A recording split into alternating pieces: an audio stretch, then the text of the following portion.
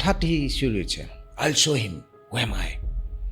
তাৰ এনেকুৱা আছিলে ঘৰত বহুত জন্তু কিবা কিবি বহুত আছিলে, চীনা মুৰ্গী শহাপহু কেইটামানো আছিলে, এবাৰ পহু আনিছিলে এটা, বাঘৰ পোৱালি এটা আনিছিলে এবাৰ দেউতাকে আনিলে। সি মানে সেইটো লৈ ব্যস্ত হৈ থাকে, আকৌ খুৰীয়ে বেয়া পায় কথাটো, বাঘৰ পোৱালিটো ঠিক নহয়, গঁৰাল এটাও বনাইছে ধুনীয়াকৈ একদম। তাৰপিছত সৰু পোৱালি কেইদিনমানৰ পিছত লৈ গ'ল, তাৰমানে মোক কয় বাঘ চাবি আমাৰ বাঘ আনিছোঁ। তেতিয়াই গোটেই ইউৰোপৰ ডাক টিকট আমাৰ লগত আছিলে, আৰু তেওঁলোকৰ বহুত কিতাপ আছিলে, বহুত বিশ্ববিখ্যাত কিতাপ। মোৰ এতিয়া ডান্টে ডিভাইন কমেডি মই তেওঁলোকৰ ঘৰত দেখিছিলোঁ। চবৰে ঘৰত টিভি নাই, এণ্টেনা থাকিলে গম পায় কাৰ ঘৰত টিভি আছে। তেওঁলোকৰ পৰ্টেবল কালাৰ টিভি এটা আছিল, আৰু সন্মুখত এখন গ্লাছ লগোৱা আছিল, এখন ডাঙৰ দেখা যায়। মোৰ যিমান দূৰ মনত আছে, অষ্ট্ৰেলিয়াৰ পৰা কোনোবাই খুৰাৰ বন্ধু এজনে আনি দিছিলে, আৰু আমি কুইজ কৰিছিলোঁ। 3 বছৰ একেৰাহে আমি ফাৰ্ষ্ট হৈছিলোঁ, ৰজনী, মই আৰু জুবিন, মনত আছে এতিয়াও। আৰু অন্য বাদ্যযন্ত্ৰও আছে, মানে সৰু কীবৰ্ড এখনো আছে, মানে ক্লাবৰ দৰে। আৰু ইমান ইনষ্ট্ৰুমেণ্ট তেতিয়া মানুহৰ ঘৰত নাথাকে সাধাৰণতে, মানে ধেমালি নহয়। স্কুলৰ ল'ৰা ছোৱালীয়ে মিউজিকত নিজেই মিউজিক কৰিব নাটকত, সেই নাটকখনত মিউজিক দিছিলে। আৰু তেনেকৈ হয়তো আগত কৰিছিল নে নাজানো, সংগীত পৰিচালক হিচাপে সেইটোও প্ৰথম হ'ব পাৰে। তাৰমানে এবছৰ কিবা যোৰহাটত কিবা এটা গণ্ডগোল হ'ল, কেমেষ্ট্ৰিত কিবা ফেইল কৰাই দিলে নেকি, তাৰপিছত সি এবছৰ সেইকাৰণে গেপ হ'ল, তাৰ গেপ হৈ পেলাই সি পিছত বছৰ এডমিশ্যন ল'লে ইয়াতে কেমেষ্ট্ৰি মেজৰ লৈ। বোলো ক্লাছ নাই, ক্লাছ আৰু ক'ত কৰিম, মোৰ ছাবজেক্ট মিউজিক ছাবজেক্ট যদি তই আৰ্টছত লয় ধুনীয়াকৈ পাছ কৰি যাবি। মই সদায় কৈ থাকিলোঁ সেইটো দেই, চোৱাচোন ইয়াৰ দেউতা কিমান ডাঙৰ অফিচাৰ, সিহে কি হ'ল এনেকৈ ঘূৰি ফুৰে বাজনা বজায়। তাৰপিছত ৰাস্তাত মই ক'লোঁ, ইহঁতে নুবুজিব, কি যে হ'ব আৰু দেই, মোৰ ছাবজেক্ট মিউজিক ভাই, তাৰ বেয়া হ'ব সেই কথাটো আমি কেতিয়াও ভাবিব পৰা নাছিলোঁ। জুবিনে লিখি দিছিলে, বন্ধু তই মেলি দে তোৰ দুখৰ দুখনি হাত, এবাৰ জিৰাও তোৰ বুকুৰ শীতল ছাট।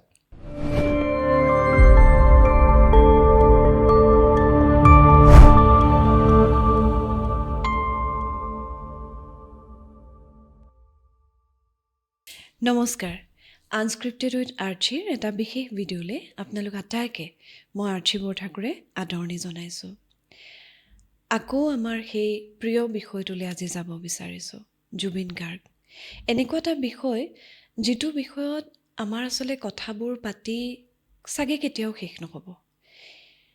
আৰু আজি তেখেতৰ বিষয়ত কথা পাতিবলৈ এনেকুৱা এজন ব্যক্তি মোৰ সৈতে আছে, যিজন ব্যক্তিক জুবিন গাৰ্গে তেওঁৰ জীৱনৰ প্ৰথমটো অট'গ্ৰাফ দিছিল। জুবিন গাৰ্গৰ সহপাঠী, জুবিন গাৰ্গৰ জীৱনৰ এগৰাকী নিঃস্বাৰ্থ শুভাকাংক্ষী, সুহৃদ হেমচন্দ্ৰ পাঠক দাদা আজি ষ্টুডিঅ'ত আছে। দাদা, আমাৰ অনুষ্ঠানলৈ আদৰণি জনাইছোঁ। নমস্কাৰ।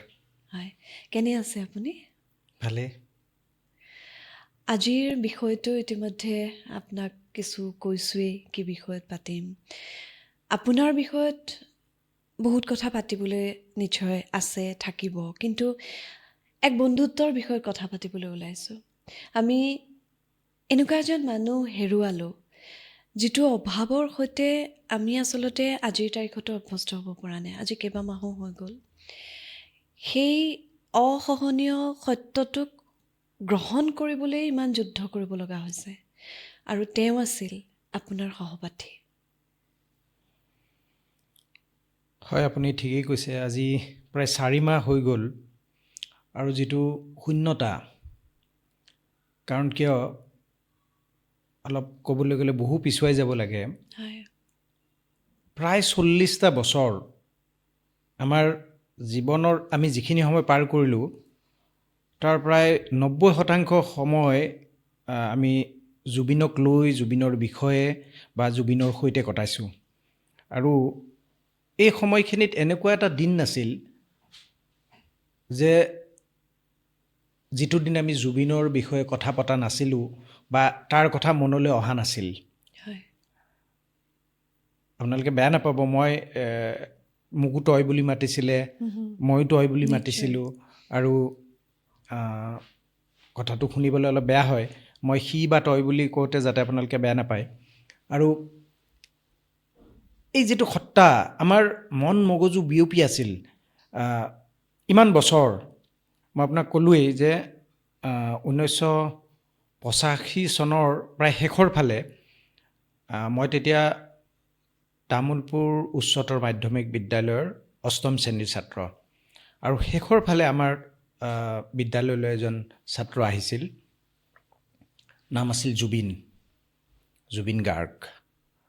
আৰু কথাটো এনেকুৱা আছিল যে তেওঁৰ দেউতাক বিজনীৰ পৰা বদলি হৈ পেলাই তামোলপুৰ ৰাজহ চক্ৰৰ চক্ৰ বিষয়া হিচাপে আহিছিল।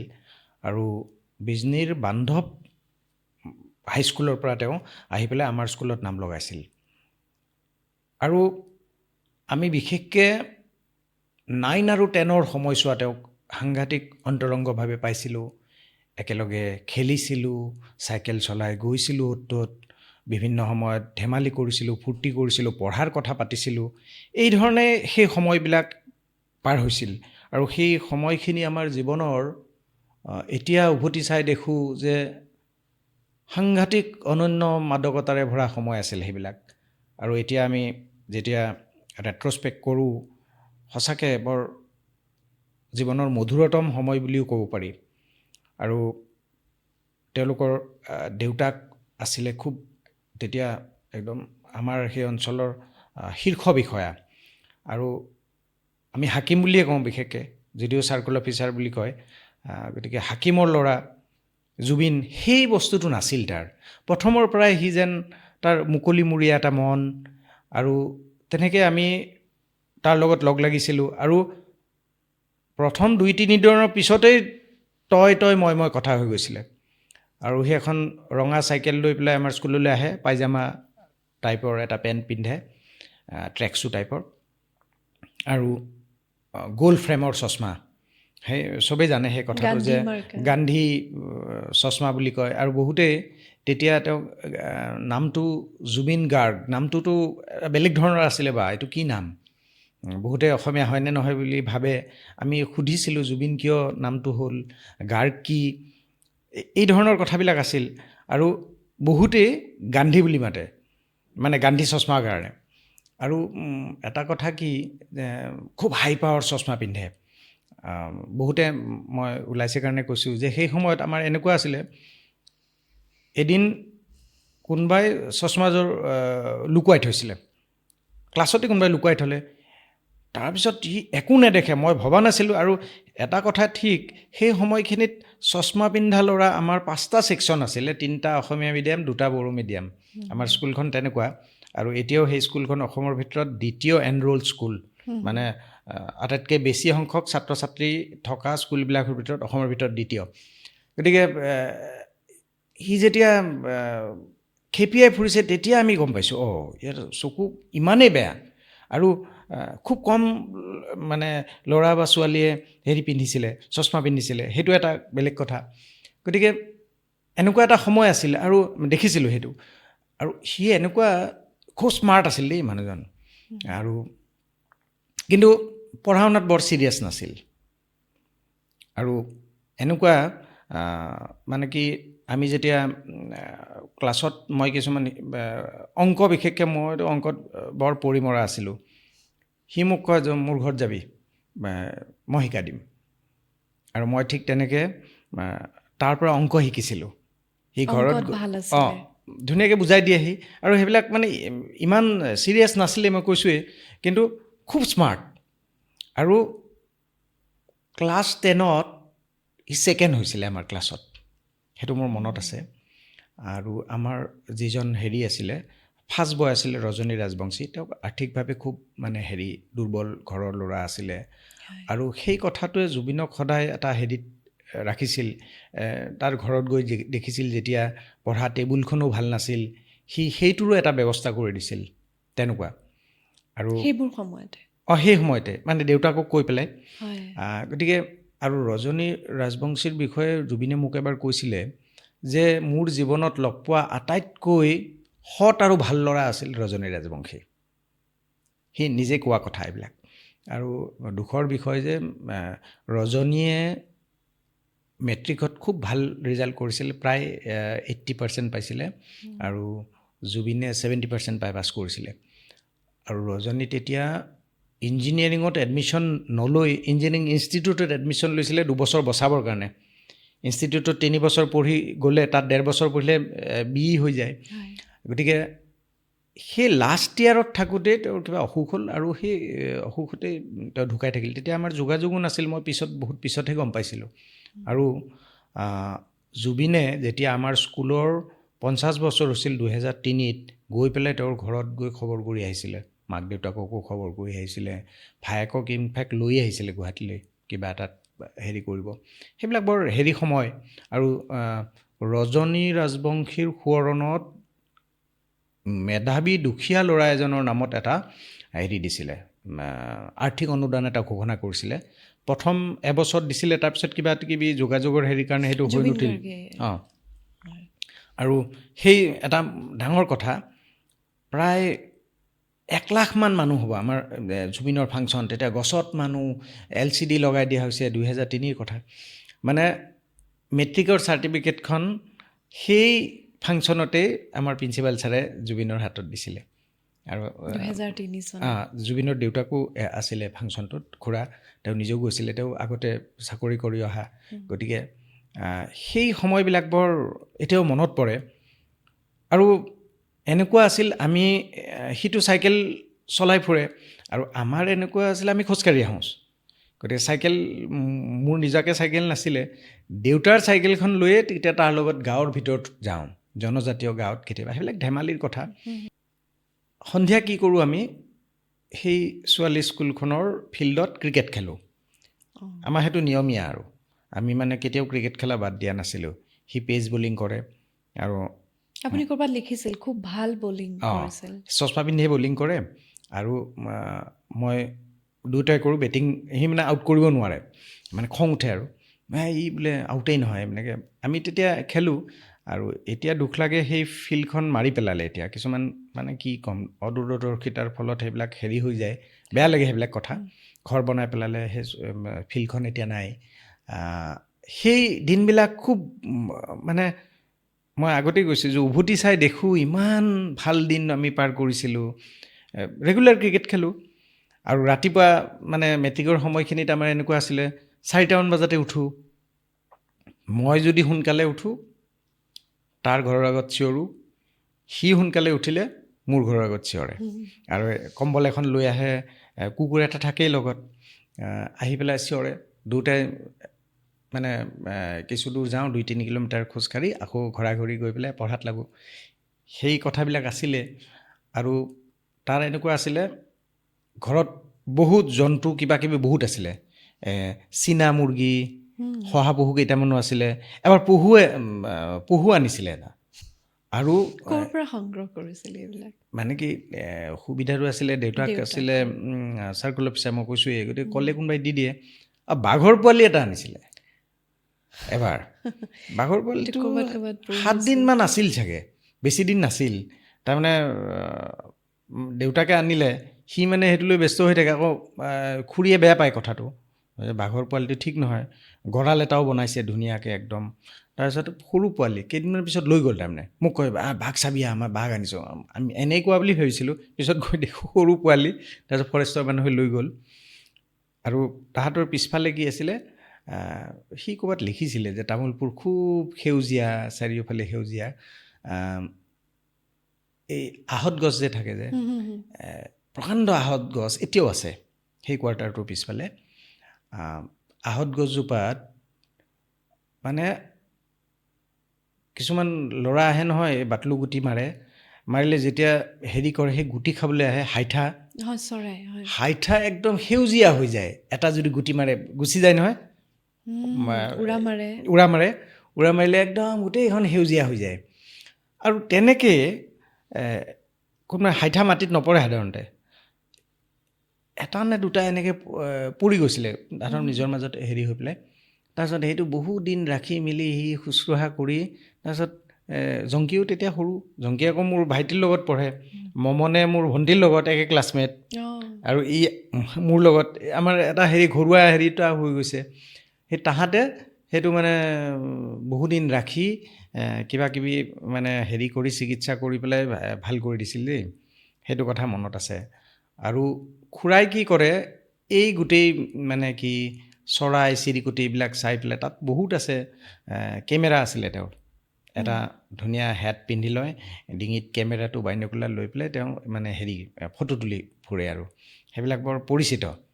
মানে বহুতে তেওঁ ফটো তোলা চাই থাকে, আৰু তেওঁ বোলে ষ্টাইলিছ মানুহ আছিল। এতিয়া আৰু অলপ বয়স হ'ল, সেইটো বেলেগ কথা। সেই সময়ত বিৰাট ষ্টাইলিছ মানুহ, ফ্ৰেঞ্চ কাট দাঢ়ি, আমি ভয়ো কৰোঁ, দূৰৰ পৰাই চাওঁ। গতিকে তেওঁ সেইটো মানে বিৰাট চখ আছিল। আৰু মষ্ট প্ৰবেবলি জুবিনহঁতৰ সৰুকালৰ বেছিভাগ ফটো তেওঁ তোলা, তেওঁৰ কেমেৰাৰে ফটো। মই মানে পিছত গম পাওঁ আৰু তেওঁ তোলা ফটো, মানে তেওঁলোকে মমনহঁতেও ক'ব সুধিলে। কিন্তু সেই যিবিলাক আছিল আমাৰ, আৰু এটা বস্তু দেখিছিলোঁ দেই, সেই সময়ত আমাৰ ঘৰখন পুৰণা যিখন ঘৰ, সন্মুখত ৰাস্তা, তাৰপিছত পুখুৰী এটা, তাৰপিছত আমাৰ গাৰ্ডেন, তাৰপিছত ঘৰ, আৰু দীঘলীয়া বাৰাণ্ডা। সেই বাৰাণ্ডাতেই তেতিয়া ফটোবিলাক থাকে, কেনেডি আৰু নেহেৰুৰ ফটো মনত আছেনে, গ্ৰাছত খোজকাঢ়ি থকা সেইবিলাক। সি মানে গৈ পেলাই চায় সেইবিলাক, এই ঘৰটো দেখাবিচোন মোক। আমি অলপ ইফালে ঘৰ বনালে দেউতাই, সেই পুৰণা ঘৰটোত এই দেখাবিচোন, তাত যাম। বহুত পহুৰ শিংবিলাকত সেই ফটোবিলাক থোৱা আছে।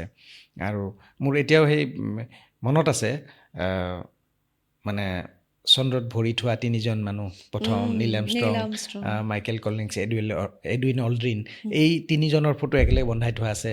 তাৰপিছতে ভাষা আন্দোলনৰ শ্বহীদ অনিল বৰা, মুজাম্মিল হক,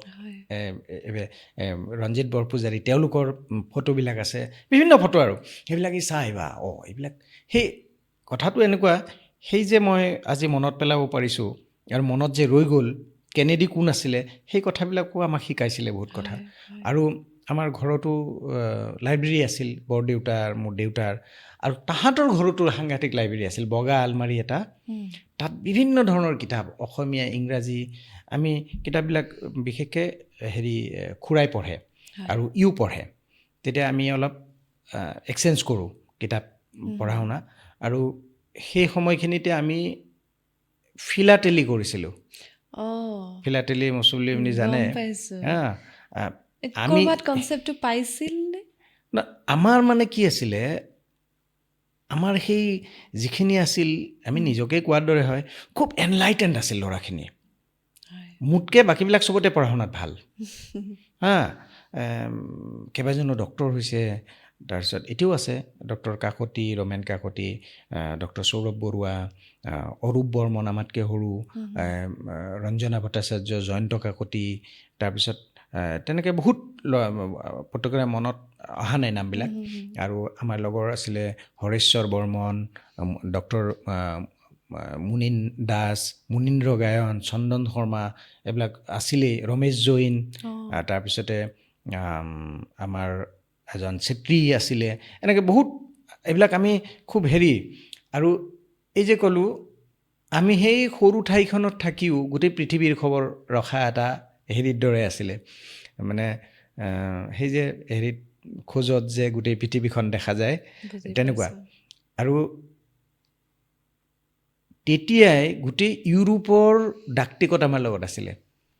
আৰু আপুনি সেইটোৱে ফিলাটেলি, সেই বস্তুটো মানে আজিও মোৰ মই যে সেই সময়ত মানে আপোনালোকে যি সময়ৰ কথা কৈছে, এই ডাক টিকট সংগ্ৰহৰ চখ যিসমূহৰ থাকে, মানে যেন খুব মেধাৱী যায়, আৰু সেইটো এটা বৰ বেলেগ ধৰণৰ চখ, মানে যি সংগ্ৰহ কৰে, মানে তেওঁ যিকোনো প্ৰকাৰে সংগ্ৰহ কৰিব, লাইফ টাইম সেইটো থাকি গ'ল মোৰ একেবাৰে। আৰু মই মেধাৱী নাছিলোঁ, সেইটো মিছা কথা, কৈ লাভ নাই। বাকীবিলাক মেধাৱী আছিল, আৰু সেই মেধাৱী ল'ৰা ছোৱালীবিলাকৰ লগত থাকি আমাৰো কিজানে সেইবিলাক আহিছিল। আমি নাটকো কৰিছিলোঁ, ক্ৰিকেটো খেলোঁ, আবৃত্তি কৰোঁ, ডিবেট কৰোঁ, চব কৰোঁ। মানে তেতিয়া আৰু আমাৰ দেউতাও, মোৰ দেউতা শিক্ষক আছিলে, দেউতাই চব কথাত আগবঢ়াই দিছিলে আমাক। আৰু পঢ়া শুনা কিতাপ, নিজৰ স্কুলৰ কিতাপতকৈ বাহিৰা কিতাপ আমি বেছি পঢ়িছিলোঁ।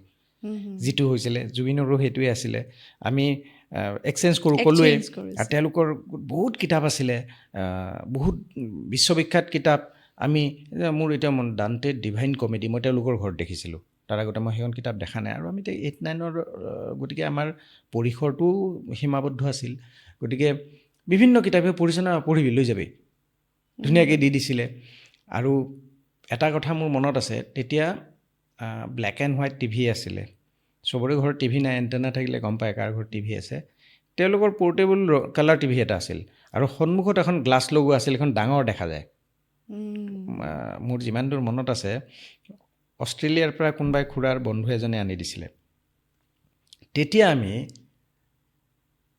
মেক্সিকোত ৱৰ্ল্ড কাপ হৈছিলে হা আৰু সেইবাৰ হেৰি জিকিছিলে মাৰাডোনা আৰ্জেণ্টিনাই জিকিছিলে সেই খেলবিলাক আমি তাতে গৈ চাইছিলোঁ কালাৰ টিভি চোৱাৰ এটা হেৰি আৰু মজাটো বেলেগ আৰু তেতিয়া কালাৰ টিভিত চাইছোঁ এনেকুৱা এতিয়া সেইবিলাক ডাঙৰ কথা নহয় সেই বস্তুবিলাক আমি এনজয় কৰিছিলোঁ আৰু খুব হাঁহি ধেমালিৰে আৰু মামাটো তেওঁলোকে বিৰাট ফূৰ্তিবাজ মানুহ ভাইকন মামাৰ কথা কৈছোঁ তেওঁলোকৰ লগতেই আছিল এতিয়া তেখেতে বেলেগত চাকৰি কৰে আৰু তেখেতে মানে অলপ নিসংকোচে চব কথা কৈ দিব পাৰিছিলে সেই বস্তুটো আছিলে খুব ৰসাল মানুহ এই বস্তুবিলাকে আমাক সেই সময়খিনি সাংঘাতিক জীপাল কৰিছিল আৰু তেনেকৈ সময়বিলাক পাৰ হৈছিল ক'লোঁ নহয় ইটো ছিৰিয়াছ নাছিলে পঢ়াত পঢ়িবি দেই অলপমান তাৰপিছত খুৰীয়ে কয় সি যেন পঢ়ে সেই ইয়াক কৈছে পঢ়িবৰ কাৰণে তেনেকুৱা আৰু আমি কুইজ কৰিছিলোঁ দেই টিম একেলগে দল বান্ধি কুইজ মানে আমি স্কুলত প্ৰায় 5 বছৰমানতো মই তাৰে আগৰ পৰাই আছিলোঁ 3 বছৰ একেৰাহে আমি ফাৰ্ষ্ট হৈছিলোঁ ৰজনী মই আৰু জুবিন মনত আছে এতিয়াও আৰু আমি বেলেগ জেগা নাগৰিজুলি বুলি কয় জেগা এতিয়া ভাল হৈছে যাব পাৰি এই যে বগামাটি তাৰ ওচৰত বগামাটি নাগৰিজুলি টি ষ্টেটৰ মাজেৰে যাব লাগে তাত আমি তালৈকে আমি কুইজ কম্পিটিশ্যন কৰিবলৈ গৈছিলোঁ সদৌ অসম ছাত্ৰ সন্থাৰ কিবা জিলা কামৰূপ জিলাত ছাত্ৰ সন্থাৰ হেৰি আছিলে অধিৱেশনত কুইজ কম্পিটিশ্যন হৈছিল তাতো গৈছিলোঁ আৰু তেতিয়া ট্ৰাকত যাব লাগে বাছ চব সময়ত নচলে সেইটো চাইডে তেতিয়া কিবা কয় ট্ৰাকত যাব লাগিব তই নালাগে বুলি ক'লোঁ নাই মই যাম গৈছিলোঁ নহয় আমি বিজনীত থাকোঁতে বৰপেটা অম্বিকাগিৰি ৰায়চৌধুৰীৰ শতবাৰ্ষিকীত গান গাবলৈ ট্ৰাকত উঠি গৈছিল নহয় বিজনীৰ পৰা বৰপেটালৈকে বোলে হয় নেকি আৰু আমাৰ ভয় লাগি থাকে হাকিমৰ ল'ৰা কিবা অসুবিধা হ'লে আমি গালি খামতো কিন্তু তাৰ সেইবিলাক নাছিল নিসংকোচে খুব নিভাজ আছিল আৰু এটা কথা মোৰ মনত আছে দেই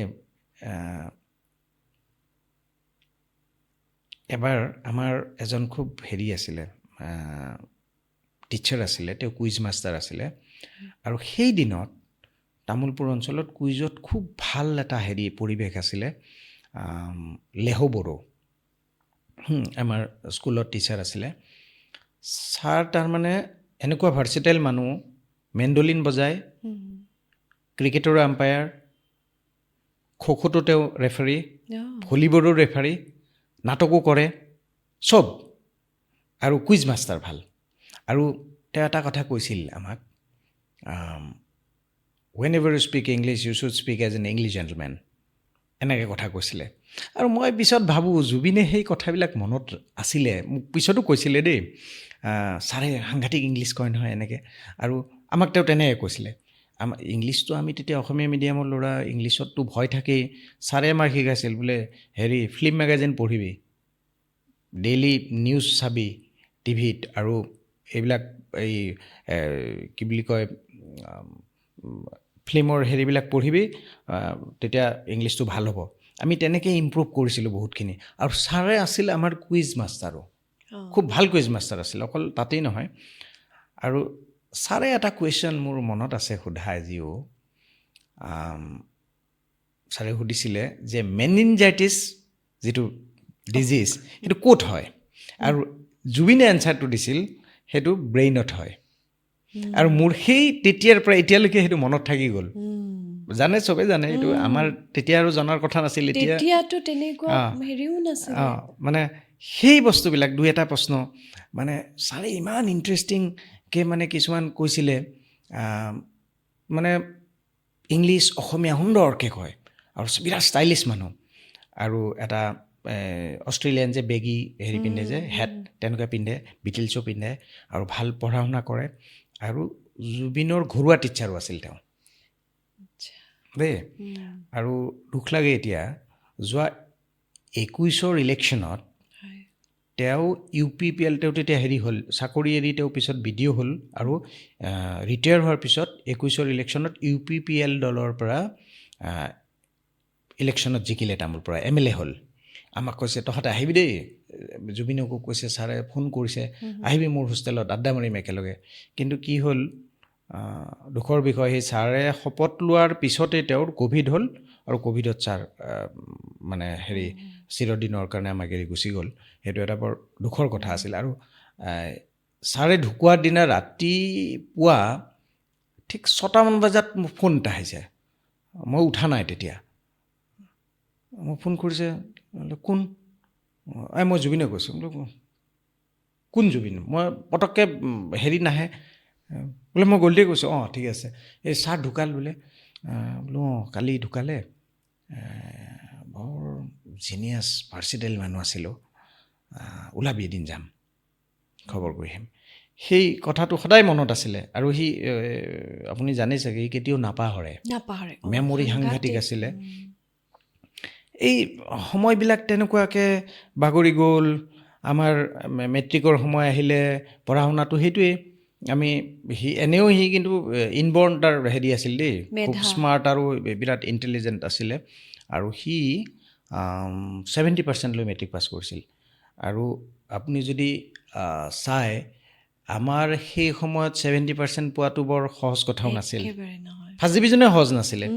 গতিকে তেনেকৈ তাৰপিছত মেট্ৰিক দি উঠিয়েই দেউতাকৰ ট্ৰেন্সফাৰ হ'ল।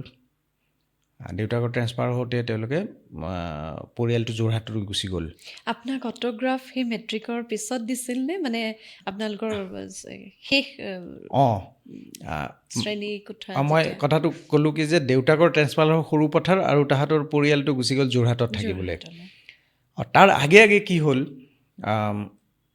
যেতিয়া যাব ওলালে চবৰে ঘৰত মাত দি গৈছে, আমাৰ লগৰ ল'ৰাবিলাকৰ ঘৰত, চিনাকি মানুহৰ ঘৰত, তাহাঁতৰ গোটেই পৰিয়ালটোৱে মাত দি গৈছে আৰু আমাৰ বেয়াও লাগিছে। দুখ পাইছিল তামোলপুৰ এৰি যাবলৈ। আৰু আমি খুব এটা আন্তৰিক হৈ পৰিছিলোঁ, তই সদায় এইটো কথা। আৰু এটা দিন নাছিল আমি নেদেখাকৈ থকাই নাছিলোঁ। ইভেন তেতিয়া তাৰ লগুণ ছিঙিছিল, মাকে ইয়াক লৈ যা, এই ওচৰত এটা মন্দিৰ আছিলে, সেই মন্দিৰৰ পূজাৰীক লগ ধৰি, মই তেতিয়া গম পোৱা নাছিলোঁ লগুণ ছিঙিলে যে ইমান নিয়ম, সি নোখোৱাকৈ থাকিব লাগে কিবা, সেই গোটেই কথা মানে সি কৰিছিল দেই, সেইবিলাক নিয়ম মানি পেলাই সি লগুণ লৈছিলে। আকৌ মই গৈছিলোঁ সদায় লগত। আৰু এই যে ক'লোঁ সি যাবৰ সময়ত গোটেই পৰিয়ালটো গৈছিলে, কিবা কাৰণত ছিঙিলে আৰু হেৰি হয়তো ক'ৰবাত লাগি বা কিবা হৈ পেলাই, মানে মই কথাটোহে কৈছোঁ। মানে সেইবিলাকতো মোক লৈ গৈছিলে, তাৰমানে হেৰি খুৰীয়ে ক'ব এই হেমচন্দক লগত লৈ যা, চাইকেল লৈ আহে, আমি দুটাই গুচি যাওঁ, ওচৰতে এইবিলাক। আৰু যেতিয়া মাত দিব আহিলে, মাত দিব হয়তো আমাৰ ঠুকাঠুকি মাত, মনবিলাক বেয়া, তেতিয়া মই আৰু আমাৰ এটা আছিলে, আমি সেই সময়ত আমাৰ অঞ্চললৈ যিমান ডাঙৰ মানুহ আহে আমি চব অট'গ্ৰাফ লওঁ। সেইটো এটা চখ, মানে আমি মানে চাওঁ মোৰ অট'গ্ৰাফ আছে, বীৰেণ ভট্টাচাৰ্যৰ অট'গ্ৰাফ আছে, কীৰ্তিনাথ হাজৰিকাৰ অট'গ্ৰাফ আছে। তেতিয়া তেওঁলোকে বিভিন্ন বিখ্যাত মানুহ চবেই জানে, তেওঁলোকৰ অট'গ্ৰাফ আছে। ডাঙৰ আৰ্টিষ্ট গ'লে ভূপেন হাজৰিকাৰ অট'গ্ৰাফ আছে। মই সেই অট'গ্ৰাফখনকে জুবিনক আগবঢ়াই দিছিলোঁ। তেতিয়া জুবিনে লিখি দিছিলে, বন্ধু তই মেলি দে তোৰ দুখৰ দুখনি হাত, এবাৰ জিৰাও তোৰ বুকুৰ শীতল ছাট। জুবিন, এইটো বোধকৰো কিবা 22 এপ্ৰিল এনেকুৱা আছিলে, 88 চনত। 22 এপ্ৰিল। সেই মই পিছত কথাবিলাক ভবা নাছিলোঁ, হয়তো পিছৰ কালত হেজাৰ হেজাৰ অনুৰাগীক অট'গ্ৰাফ দিয়া মানুহজনৰ সেইটো হয়তো প্ৰথম অট'গ্ৰাফ আছিল। মই ভাবিছোঁ তেনেকৈ, সেইটো নহ'বও পাৰে, হয়তো আৰু গোটেই কাৰোবাক দিবও পাৰে, কিন্তু তেনেকুৱা সময়ত দিয়া নহয় সাধাৰণতে, কাৰণ আমি স্কুলীয়া, আমি বেলেগৰ লওঁহে। কাৰণ তেওঁ তেতিয়াতো সাধাৰণতে গান নাগায়, খুব কম।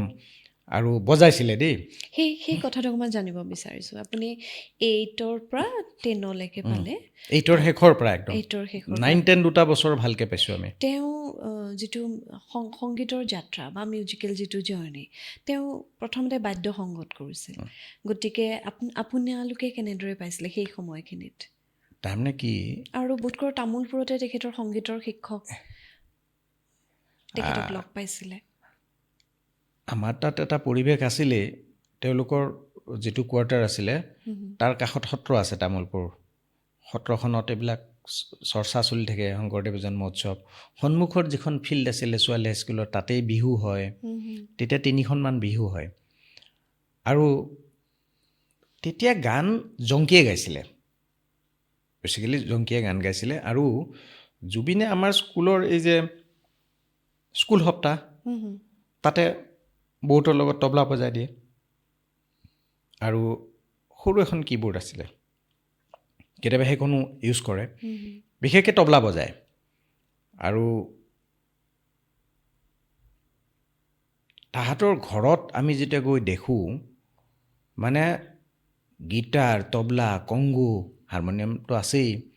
সি তেতিয়াই মোক কৈছিল, মই তবলাত বিশাৰদ হৈছোঁ দেই, এইটো কৰিমগঞ্জত হৈছিলে বুলি কৈছিলে। আৰু তবলা বজায়, ভাল সাংঘাতিক তবলা বজায়। আৰু গীটাৰ, আৰু মাক মানে খুৰীয়ে হাৱাইন গীটাৰ বজায়। মই প্ৰথম দেখিছোঁ হাৱাইন গীটাৰ তাহাঁতৰ ঘৰত।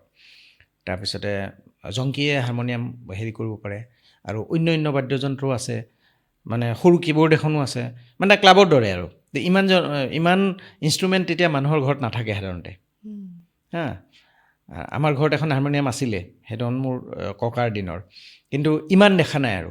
বেলেগৰ ঘৰত বেলেগ থাকে। এবাৰ সি ক্লাছ 10ত থাকোঁতে, মই নাছিলোঁ, আমাৰ লগৰ ৰজনী ৰাজবংশী, মুনীন্দ্ৰ গায়ন, জয়ন্ত কাকতি, তাহাঁতে এখন নাটক কৰিছিলে, প্ৰহৰ। সেই প্ৰহৰ নাটকখনত জুবিনে কৈছিলে, হ'ব মই মিউজিক মই কৰিম। আৰু তেতিয়া টেপহে থাকে, টেপত কেছেট বজাই তেনেকৈ মিউজিক দিয়া হয়। আৰু স্কুল উইকৰ নাটকত মিউজিক কৰাটো এটা ডাঙৰ কথা, এটা মানে এটা এৰিষ্টক্ৰেট এটা মানে ধেমালি নহয়। স্কুলৰ ল'ৰা ছোৱালীয়ে মিউজিকত নিজেই মিউজিক কৰিব নাটকত। সি সেই নাটকখনত মিউজিক দিছিলে। আৰু তেনেকৈ হয়তো আগত কৰিছিল নে নাজানো, সংগীত পৰিচালক হিচাপে সেইটোও প্ৰথম হ'ব পাৰে। প্ৰহৰ নাটকখন। কোন ক্লাছত? 10ত। নাটকখন লিখিছিলে এজন বিখ্যাত মানুহ, কি ভট্টাচাৰ্য, নলবাৰী কলেজৰ প্ৰফেচাৰ আছিলে। সেই মানে সেইটো এটা কথা মনত আছে। তাৰপিছত সেই মটঙাপাৰ মিলিত জনসংঘ বুলি তেওঁলোকে যিখন বিহু, তাত জংকীয়ে গান গাইছিলে, পাৰ্বতী প্ৰসাদ বৰুৱাৰ গান 3টা গান গাইছিলে। আৰু জুবিনে এটা গান গাইছিলে, গানটো মোৰ মনত আছে, দূৰৰ নীলিম বতাহ জাকে, গানটো এনেকুৱা। তাৰপিছতে দুদুলে মানে গীটাৰ বজাইছিলে। আৰু ধনজিৎ দাস বুলি লখৰাতে থাকে, তেওঁ তাৰ লগত ঢুলকি সংগত কৰিছিলে। কিমান চনৰ কথা এইটো? সেইটো তেনেকুৱাই 87, 88ৰে কথা। তাৰ মই পিছত সুধিছিলোঁ, গানটো উৎপল শৰ্মাৰ, জেঠাইকৰ ল'ৰা উৎপল শৰ্মাৰ গান বুলি কৈছিলে, দূৰৰ নীলিম বতাহ জাকে। মোৰ গানটো এতিয়াও মনত আছে, কিবা কাৰণত মনত থাকি গ'ল। আৰু সেইটো মোৰ প্ৰথম, সেই গান গোৱা তেতিয়া প্ৰথম দেখিছোঁ সেইটো। আৰু এনেইতো বজাইছিলে বেছিভাগ, বেলেগৰ লগত কোৰাছত কিবাহঁত এনেকৈ। খালি আৰু মই কৈছোঁৱেই, জংকীয়ে গান গাই ই বজায়। আৰু আমি মেট্ৰিক দি গুচি গ'লোঁ, সিহঁত গুচি গ'ল, যোৰহাটত থাকিলে। তামোলপুৰত, যোৰহাটত আকৌ ডাঙৰ মিউজিকৰ এটা ফিল্ড এখনো পালে। তেতিয়া আমাৰ চিঠিৰ আদান প্ৰদান, তেতিয়াতো টেলিফোনৰ কথা নাই, মোবাইলটো নায়েই। গতিকে চিঠি আছে এতিয়াও দেই, মোৰ লগত 3খনমান চিঠি আছে, যে মোৰ কোনো লগ ভাগ নাই ইয়াত, লাহে লাহে হ'ব, তই ক্ৰিকেট খেলি আছনে, এইবিলাক কথা লিখে। আৰু তাৰপিছত তেনেকৈ গ'ল, যোৱাৰ পিছত মই বি বৰুৱা কলেজৰ হোষ্টেলত আছোঁ। ছেকেণ্ড ইয়াৰত এদিন হঠাৎ ৰাতিপুৱা 4টামান বজাত মোৰ দুৱাৰত টোকৰ দিছে আৰু দৰ্জাখন গৈ পেলাই ময়ে খুলিলোঁ। তেতিয়া মই চালোঁ, চাই পেলাই দেখিলোঁ মাতটো দিওঁতে গম পাইছোঁ, আৰে তই। তাৰমানে তেতিয়া তাৰ চুলি তুলি হেৰি বেলেগ হৈ গ'ল, চুলি দীঘল, সাজ পোছাকবিলাক হলৌ টাইপৰ। মই বোলো ভিতৰত আহিলে। তাৰপিছত ধুনীয়াকৈ তেতিয়া আৰু আন্ধাৰেই থাকে। তাৰমানে পল্টন বজাৰত নামে, যোৰহাটৰ পৰা বাছবিলাকতো ৰাতিপুৱা আহি পায়। আহি পালে সেই লগত কীবৰ্ডখন, আকৌ মানুহটো আহি প্ৰায় তেনেকৈ। মই পিছত কোনোবা এটাক কৈছিলে কেনেকৈ গম পালে মই ইয়াত আছোঁ বুলি। পিছত খবৰ লৈ পেলাই তেনেকৈ গম পাইছিলে, বিচাৰি বিচাৰি সি আহি উলিয়াইছিল মোক। আৰু তেনেকৈ আমি সেই সময়বিলাকত সি যেতিয়া ক্লাছ চাছ শেষ হয়, তাৰপিছত সি এডমিশ্যন ল'লে 91ত। তাৰমানে এবছৰ কিবা যোৰহাটত কিবা এটা গণ্ডগোল হ'ল, কেমেষ্ট্ৰিত কিবা ফেইল কৰাই দিলে নেকি। তাৰপিছত সি এবছৰ কাৰণে গেপ হ'ল তাৰ। গেপ হৈ পেলাই সি পিছত বছৰ এডমিশ্যন ল'লে ইয়াতে, কেমেষ্ট্ৰি মেজৰ লৈ। মই বোলো ক্লাছ চাছ নাই, ক্লাছ আৰু ক'ত কৰিম, মোৰ ছাবজেক্ট মিউজিক। মিউজিক ছাবজেক্ট যদি তই আৰ্টছত ল, ধুনীয়াকৈ পাছ কৰি যাবি। মই সদায় কৈ থাকিলোঁ সেইটো দেই, তই আৰ্টছত ল, ধুনীয়াকৈ গ্ৰেজুৱেশ্যনটো এটলিষ্ট হ'ব তোৰ, যিহেতু ছাবজেক্ট মিউজিক। আৰু দুটাই পিছবেলা ক্লাছৰ পিছত আহি পেলাই সি মোক টানি উলিয়াই লৈ যায়, ব'ল অমুকৰ পৰা আহোঁ।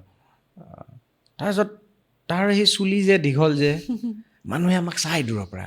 তেতিয়া সেইটো হেৰি ইমান ডাঙৰ ফেশ্বন আৰু ডাঙৰ মানে তেতিয়া দেখিবলৈ পোৱা নাযায়, এইটো বৰ ৰেয়াৰেষ্ট অফ ৰেয়াৰ। তাৰপিছত মোৰ অকণমান বেয়া লাগে, মোৰ তোৰ লগত নাযাওঁ, চুলি কাটিবি তই। সি বেয়াকৈ কয় মোক তেতিয়া, নগ'লে হ'ব নেকি, মানে টানি মেলি লৈ যায় আৰু। তাৰপিছত এদিন তেনেকৈ আমাৰ পৰিয়ালৰ চব মানুহৰ ঘৰতে যায় আৰু সি বৰ মানুহটো ৰসিকো আছিলে। এবাৰ বাইদেউ এজনীয়ে, এতিয়া বিৰুবাৰীত দেই, পেহীৰ ঘৰত, তাতে হেৰি তাই আহি সুধিলে, তেতিয়া তাই বিয়া হোৱা নাই আৰু সৰু ভণ্টিজনীও তাই গুৱাহাটীতে থাকে তেতিয়া। বোলে চাহ খাবা নে চৰবত খাবা?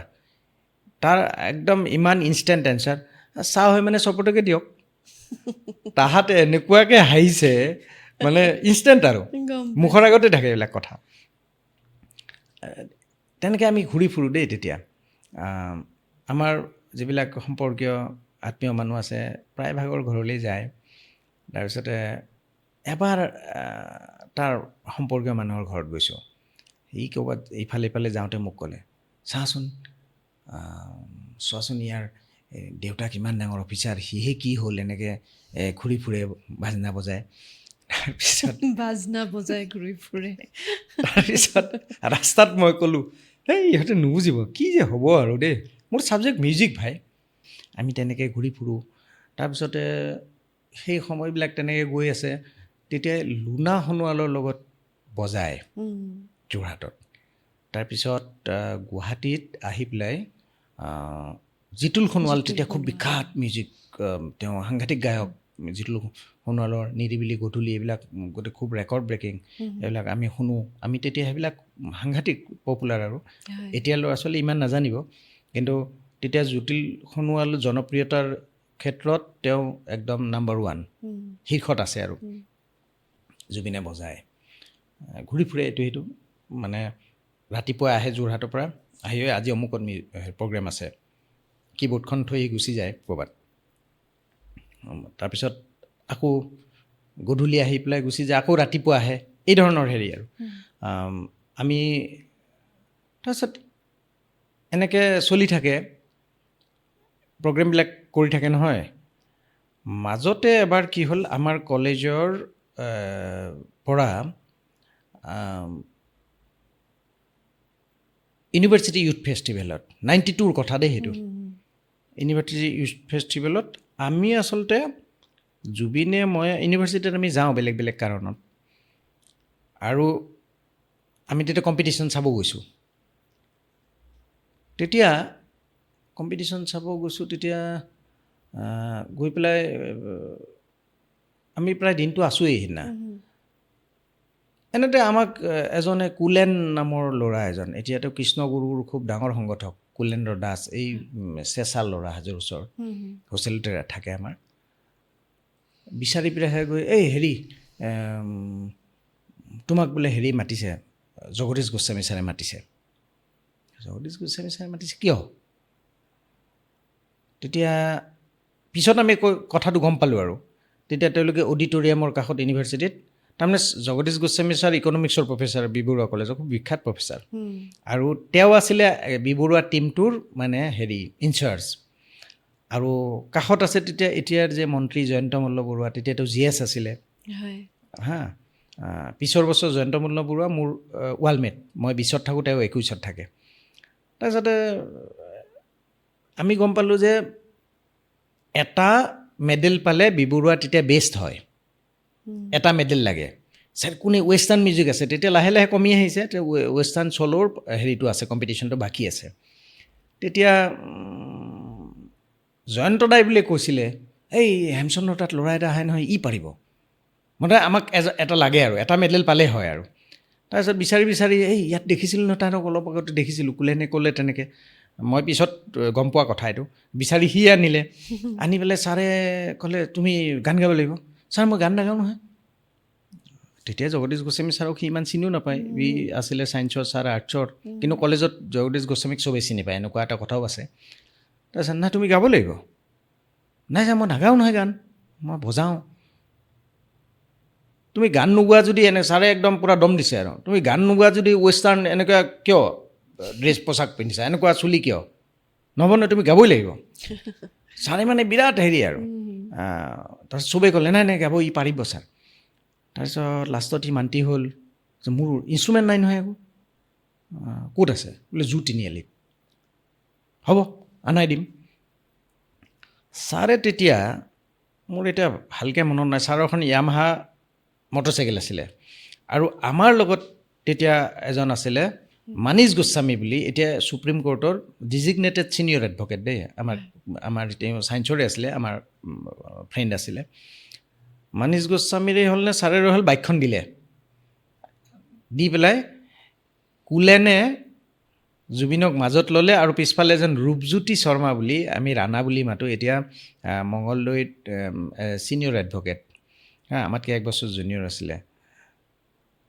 জুবিনক মাজত বহুৱাই লৈ য়ামাহা মটৰচাইকেলখন লৈ গৈ তিনিআলিৰ পৰা কীবৰ্ডখন লৈ আহিছে আহোঁতেই বোলে কুলেনে মোক কোৱা মতে যে গুণগুণাই আহিছে আৰু আহি পাইছে আহি পাই তাৰ পিঠিতে সি সেই গানে কিহানে গানটো ট্ৰান্সলেট কৰিছে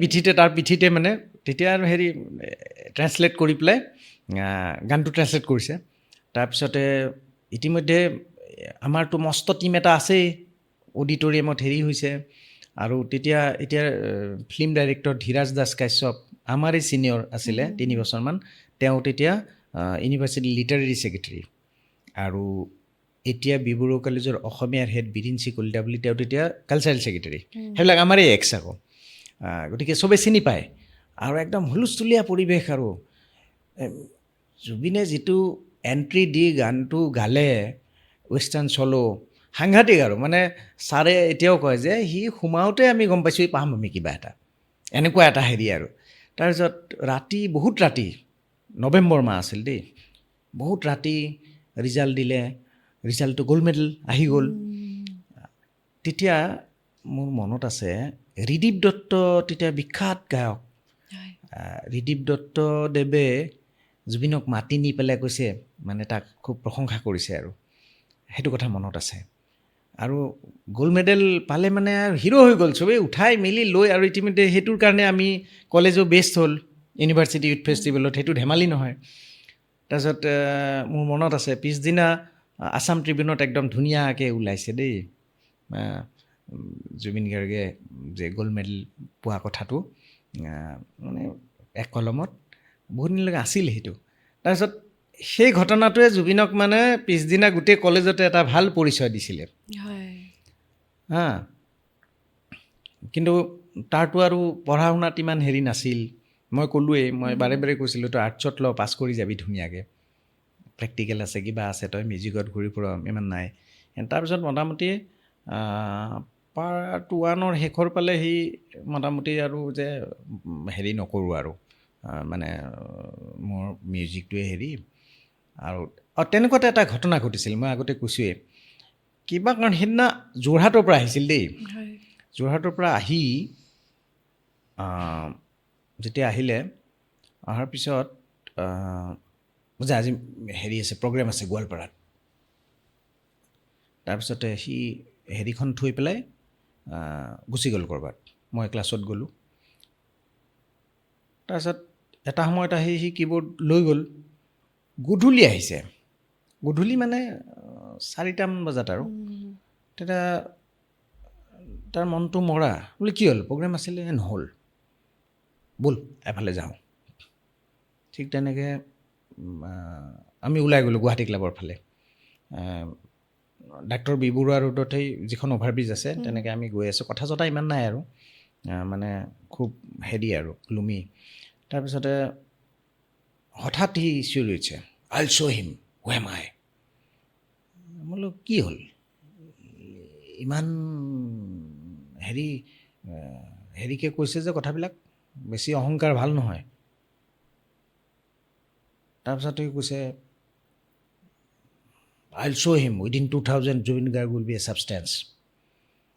মই যেতিয়া আৰু ক'লোঁ যে ইমান ঠিক নহয় দেই এইবিলাক কথা সি তেতিয়া কৈছিলে my self confidence will be the base of my success সেই কথাকেইটা এতিয়াও মনত আছে দেই ধুনীয়াকৈ মনত আছে আৰু সেই কথাটো 11 চনত এখন কিতাপত মই লিখিছিলোঁ তেতিয়া গুৱাহাটী গ্ৰন্থমেলাত কিতাপখন উন্মোচন হৈছিলে আৰু ষ্টেজত মই সেই কথাখিনি ক'ব লগাও হৈছিলে বিদ্যুৎ কুমাৰ ভূঞাই তেতিয়া সেই হেৰিটো পৰিচালনা কৰিছিল প্ৰগ্ৰেমটো মই আছিলোঁ অডিয়েঞ্চত মোক মাতি নি পেলাই ক'ব দিওঁতে মই সেই কথাখিনি কৈছিলোঁ যে এতিয়া কোৱা কথা নহয় তেতিয়া আপুনি সেই মণ্টু শইকীয়াৰ কিতাপখনত আছে জুবিন গানৰ পৰা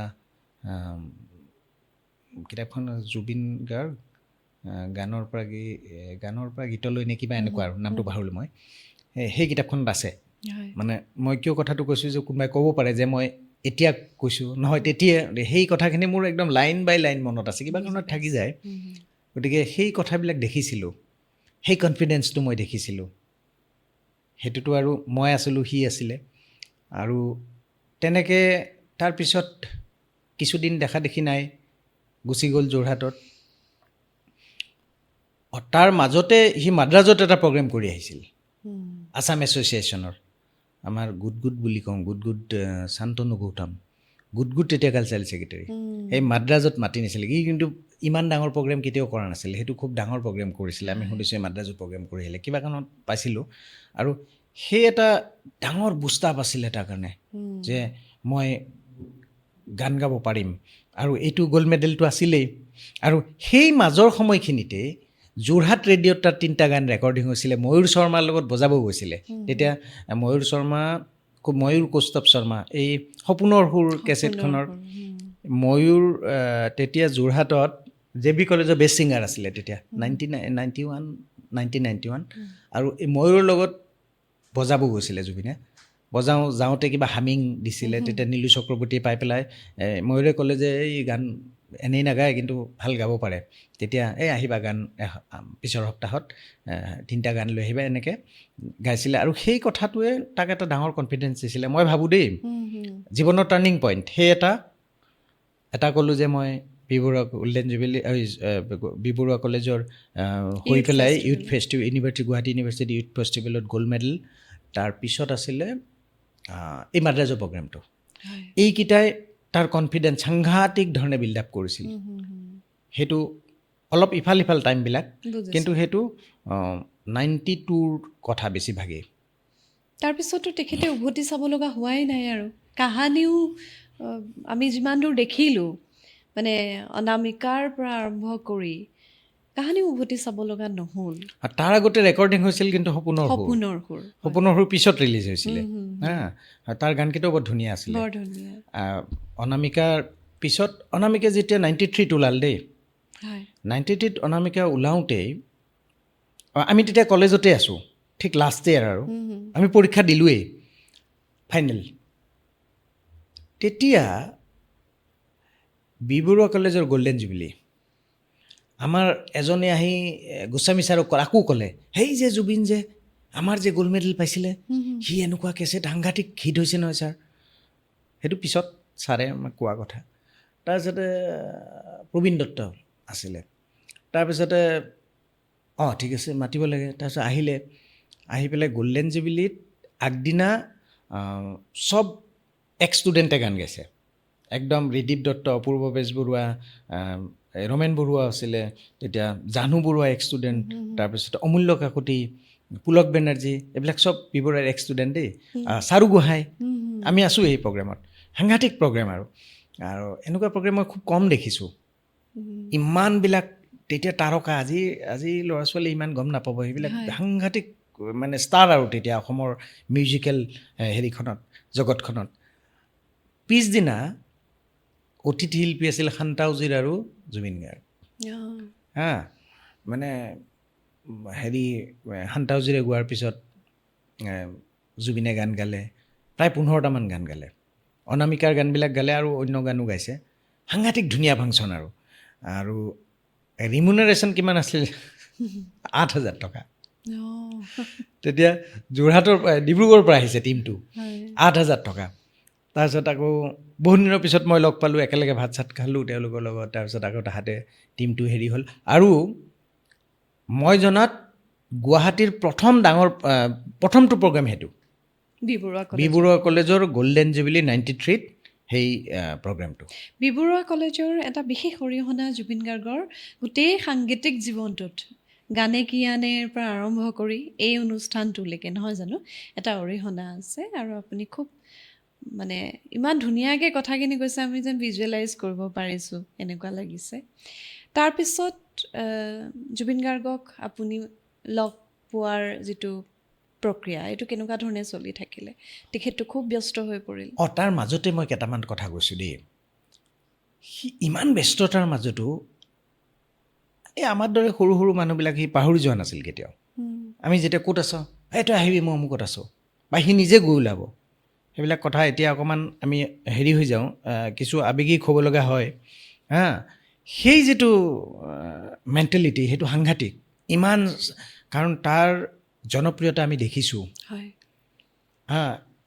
শূন্যৰ পৰা মানে জুবিন গাৰ্গ নোহোৱাৰ পৰা জুবিন গাৰ্গ হোৱালৈ দেখিছোঁ সেই গোটেই পৰিক্ৰমাটোত মই অন্ততঃ দেখিছোঁ লাষ্ট প্ৰায় 40 বছৰ মই তেওঁক দেখিছোঁ আৰু সম্পৰ্কত কেতিয়াও জতি পৰা নাছিলে আৰু ইভেন 2003ত মই ক'লোঁ আমাৰ স্কুলৰ গ'ল্ডেন জুবিলিত যেতিয়া মাতিলোঁ সেই কথাটো মই ক'লোঁ তাৰপিছত 2023ত আমাৰ তামোলপুৰ উচ্চতৰ মাধ্যমিক বিদ্যালয়ৰ যিটো হেৰি হৈছিলে প্ৰাক্তন ছাত্ৰ ছাত্ৰীৰ এটা সন্মিলন হৈছিলে 2023ত 70 ইয়াৰ্ছ যেতিয়া স্কুলৰ সেই প্ৰগ্ৰেমটোতো আকৌ ময়ে আগভাগ লৈ পেলাই জুবিনক মতাৰ ব্যৱস্থা কৰিছিলোঁ কালচাৰেল প্ৰগ্ৰেম উন্মোচনৰ কাৰণে ঠিক 6টা বজাত মাতিছিলোঁ 6টা বজাত গৈ ওলাইছে আগদিনা বম্বেত প্ৰগ্ৰেম আছিলে ৰাতিপুৱা আহি পিছবেলা তামোলপুৰ গৈছে আৰু তাৰ খুব সেই অনুষ্ঠানৰ পিছত তাৰ এজন খুব প্ৰিয় শিক্ষক আছিলে বিশ্বনাথ ভট্টাচাৰ্য বুলি মোৰ দেউতাৰো তেওঁ ছাৰ আছিলে মোৰো ছাৰ তেওঁক লগ ধৰিবলৈ আকৌ তাহাঁতৰ ঘৰত গৈছে ছাৰে যোৱা বছৰ মানে ঢুকালে ছাৰৰ 97 এজত মানে পিতামহ বুলি কৈছিলোঁ সেই আমাৰ অনুষ্ঠানত ছাৰক লগ পাব গৈছিলে তাৰপিছত সি গ'ল আৰু 2024ত বি.বৰুৱা কলেজৰ প্ৰাক্তন ছাত্ৰ ছাত্ৰীৰ এটা সন্মিলন হৈছে কলেজৰ 80 বছৰীয়াত তেতিয়া আমিয়ে আছিলোঁ জড়িত গোটেই আৰু বেছি কোৱা যে নহয় সেই অনুষ্ঠানটোৰ কালচাৰেল হেৰিটোত যিটো হেৰি পাতিছিলোঁ মই মানে দায়িত্ব লৈছিলোঁ তাৰপিছতে আমি গোটেই কথা পাতি আছোঁ ধুনীয়াকৈ 10 দিন আগলৈকে আমাৰ পইচা পাতিও নাই একদম কিছুমান কমিটমেণ্ট আছিল সেইবিলাক হেৰি নহ'ল তাৰপিছত তেনেকৈ আমি বিভিন্নজনক কাষ চাপিলোঁ আমাৰ এজন প্ৰাক্তন ছাত্ৰ তেওঁ সহায় কৰিলে আজি ক'বই লাগিব মানে জয়ন্তমল্ল বৰুৱাই আমাক গোটেই হেৰিৰ ব্যৱস্থাটো এটা কৰি দিলে ফাংচনৰ যিটো পেণ্ডেল আমি ষ্টেডিয়ামত কৰিম আমি 2-3 হাজাৰ মানুহ হ'ব তেনেকৈ তেওঁ মানে আমি ক'লোঁ যে আমাৰ হেৰি নাই কেনেবাকৈ এইখিনি ষ্টেজখনৰ ব্যৱস্থাটো কৰি দিব লাগে। তেওঁ সেইটো ধুনীয়াকৈ ক'লে।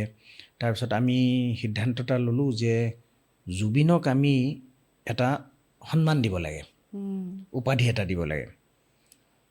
তেতিয়া মই এটা ক'লোঁ যে আমি এটা উপাধি দিওঁ সূৰ্যশিল্পী, মই এনেকৈ ক'লোঁ। আপোনালোকে চিনি পাব পাৰে, প্ৰণৱ দত্ত আমাৰ ছিনিয়ৰ আছিলে। প্ৰণৱ দত্ত দাই ক'লে যে নহয় সূৰ্যকণ্ঠ দি দিওঁ, আৰু 1 মিনিটৰ ভিতৰত চবেই ছাপোৰ্ট কৰিলে, সূৰ্যকণ্ঠ বঢ়িয়া হ'ব। তেতিয়া পিছদিনা গধূলি আমি জুবিনৰ জোনালীত গৈ ষ্টুডিঅ'ত লগ ধৰিলোঁ। ছাৰো গ'ল। তেতিয়া কিবা এটা হেৰিৰ ৰেকৰ্ডিঙতে ব্যস্ত আছিলে। ৰেকৰ্ডিংটো শেষ কৰি পেলাই আহিলে, গোটেই ৰাজাহঁতৰ লগত আমাৰ গোটেই গ্ৰুপটোক চিনাকি কৰাই দিলে। মোৰতো তাহাঁতে পুৰণা হেৰি। তাৰপিছতে আমি কথাটো উলিয়ালোঁ, ছাৰেই উলিয়ালে। আৰু ছাৰক ভালো পায় সি, মানে ছাৰক ধেমালিৰে কৈছে, ছাৰ সদায় এভাৰগ্ৰীণ, মানে ছাৰ মানে কেতিয়াও বুঢ়া নহয় বোলে ছাৰ। ধেমালি কৰি আছোঁ। ছাৰে ক'লে হেৰি আমি এটা কথা ভাবিছোঁ, ছাৰৰ বিৰাট ভইচটো গলগলীয়া, তোমাক আমি এটা সন্মান দিম বুলি ভাবিছোঁ। সেই ক'লে নাই ছাৰ এইবিলাক কি দৰকাৰ, মোক সন্মান দিব নালাগে নহয়। হেৰি আৰু তুমি আমাৰ কলেজৰ এই ফাংচনটোত তুমি গান গাই দিব লাগে, 9 আৰু 10 মাৰ্চ 24 দেই, 2024 চনৰ। সেইটো হ'ব বাৰু, কিন্তু এইবিলাক নালাগে। ছাৰে গহীন, নাই তুমি ল'বই লাগিব। ছাৰে বিৰাট গহীন আৰু। তেতিয়া ছাৰে যেনে ক'লে, তেতিয়া আৰু সি না কৰিব নোৱাৰিলে।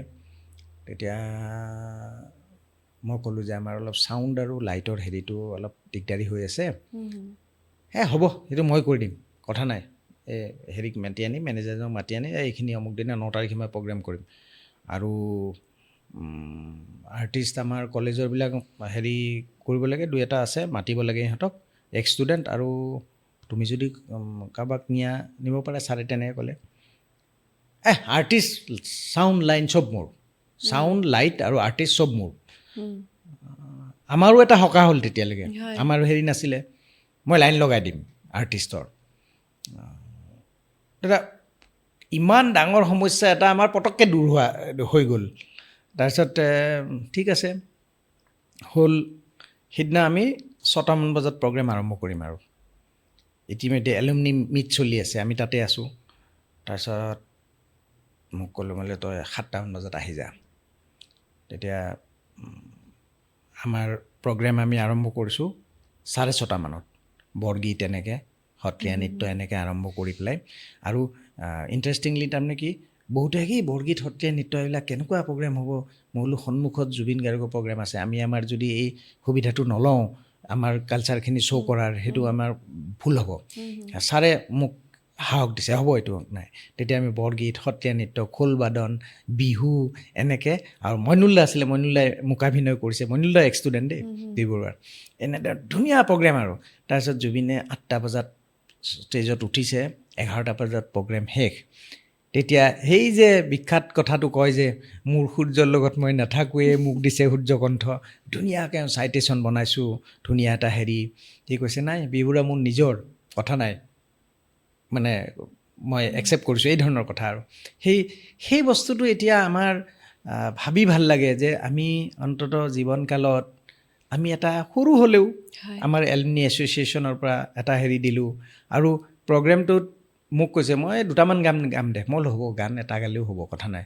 ই কিন্তু চবৰে লগত, যিমান আৰ্টিষ্ট আছে চবৰে লগত একদম এটা গান গাইছে, প্ৰায় 10-12টা গান গাইছে সি। আৰু বহুত আৰ্টিষ্ট তেনেকৈ লৈ গৈছে। ইমান ধুনীয়া প্ৰগ্ৰেম। 11টা বজাত প্ৰগ্ৰেম শেষ। জুবিনৰ প্ৰগ্ৰেম 11টা বজাত ষ্টাৰ্ট নহয়। একদম মই সেইটোৱেই আচৰিত হৈছোঁ। আৰু ইণ্টাৰেষ্টিংলি আমি 2-3 হাজাৰ মানুহৰ এৰেঞ্জমেণ্ট এটা কৰিছিলোঁ, 14-15 হাজাৰ মানুহ। ইমান ধুনীয়া, পূৰা একদম ডিচিপ্লিন। ইমান ধুনীয়া প্ৰগ্ৰেম হৈছিলে। আমি আজি আপোনাৰ আগত কৈ ভাল লাগিছে যে সেই প্ৰগ্ৰেমটো আমি নিজেই মানে আছিলে আয়োজক হিচাপে, মানে সঁচাকৈ এটা ভাল প্ৰগ্ৰেম এটা মানে আয়োজন কৰিছিলোঁ আমি। আৰু মই কৈছোঁৱেই যে অন্ততঃ তেওঁৰ যি অৱদান, তেওঁৰ যি হেৰি, সেইটো কোনো একোৱেই নহয়। কিন্তু আমি যে এলুমনি এছ'চিয়েশ্যনে বি বৰুৱা কলেজৰ প্ৰাক্তন বিদ্যাৰ্থী সংস্থাই সেই যে সূৰ্যকণ্ঠ বুলি, কাৰণ কিয় তেওঁকতো বিশেষ একো দিয়া নহ'ল, হয় গতিকে আমি সেইকাৰণে অকণমান মনত অলপ ভাল লাগে, অন্ততঃ আমি কিবা এটা সৰুকৈ সামান্য এটা তেওঁৰ স্বীকৃতিৰ কোনো কথাই প্ৰয়োজনেই নাই, তথাপি তথাপি সেই বস্তুটো আমাৰ এতিয়া ভাবি ভাল লাগে, এটা সন্তুষ্টি। আমি এতিয়া সন্তুষ্টি এটা লাভ কৰোঁ যে হয় সঁচাকৈ কিবা এটাতো অন্ততঃ মানে উপহাৰ আৰু এটা ধৰি ল'লোঁ। আমি স্বীকৃতিটো আমি দিবই নালাগে, স্বীকৃতিৰ প্ৰশ্নই নাই, পৃথিৱীয়ে জানে। আৰু সেই জুবিন গাৰ্গজনৰ লগত মই সেইদিনা দেখিছোঁ প্ৰায় 4টা দশক আমাৰ লগত জড়িত হৈ আছে, আমি আছোঁ তেওঁৰ লগত জড়িত হয়, তেওঁ নহয় আমি জড়িত হৈ আছোঁ। মানে দেখা নাপালেও হ'ব, 2 বছৰ মূৰত কেতিয়াবা লগ পাইছোঁ হ'ব, আছোঁতো, দূৰত কেতিয়াবা প্ৰগ্ৰেম চাইছোঁ, আছোঁতো, দেখিছোঁ। কেতিয়াবা মানুহৰ ইমান হেঁচা ঠেলা, মানে মই তিনিচুকীয়াত আছিলোঁ চাকৰি সূত্ৰে, তেতিয়াও দেখিছোঁ তেওঁৰ গাড়ীত গৈছোঁ, মানুহে গাড়ীখনেই যেন দাঙি পেলাই খাই পেলাব, এনেকুৱা ইমান মৰম। গতিকে সেই পাৰ ভঙা উচা মানুহৰ পাৰ ভঙা জনপ্ৰিয়তা দেখা নাই আমাৰ জীৱনত, হয়তো আৰু আমি দেখা নাপাম, মই অন্ততঃ তেনেকৈ ভাবোঁ। এই যে আপুনি ক'লে আছেতো, ক'ৰবাত হ'লেও আছে, 2 বছৰ মূৰত হ'লেও দেখিছোঁ, সেই মানুহজন একেবাৰে অকস্মাতে নোহোৱা হৈ থাকিল।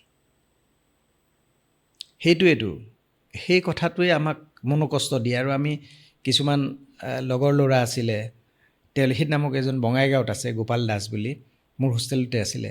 জুবিনে যেতিয়া প্ৰথম বোম্বে গৈছিলে ৰেকৰ্ডিঙৰ কামত, দাদৰ এক্সপ্ৰেছত ট্ৰেইনত, আৰু এজন বঙাইগাঁৱলৈ ৰজত সিনহা বুলি, তাহাঁতে আমি গোটেইকেইটা ৰুমমেট কেইটাই নি পেলাই চুটকেছ, মিউজিকেল ইনষ্ট্ৰুমেণ্ট নি ৰেলৱে ষ্টেচনত, পাণবজাৰ ৰেলৱে ষ্টেচনত আমি ৰেলত উঠাই দিছিলোঁ, যা ভালকৈ হেৰি কৰিবি যি কাম আছে।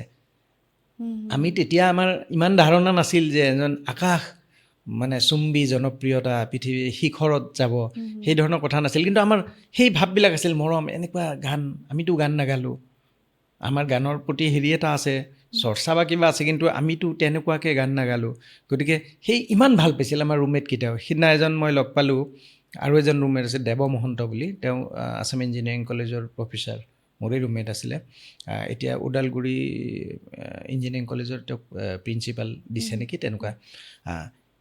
তেওঁ মোক ক'লে যে চাওকচোন, মই যেতিয়া ইঞ্জিনিয়াৰিং কলেজৰ জেনেৰেল ছেক্ৰেটাৰী আছোঁ, মই যেতিয়া জুবিন দাক মাতিব গৈছোঁ, তে মই চিনাকি নিদিওঁতে তুমি দেৱ নহয়।